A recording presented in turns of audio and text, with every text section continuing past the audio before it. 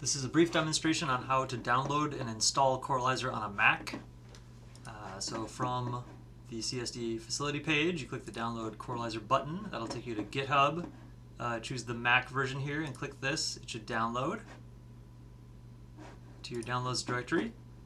And now you have to unzip this file by double clicking.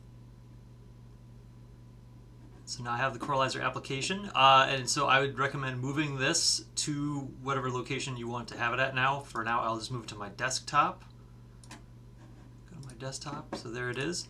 Now, because of Mac security, if you just try to double-click Corelyzer app, it won't work. You'll get a message saying it's untrusted software, like this.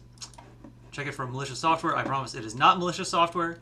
So to get around this, you need to use a trick. You need to right-click on Corelyzer app and choose Open, and you'll get a similar message, and this time you should have an Open button. And if I click Open, Corelyzer will launch, and you'll be ready to load in data.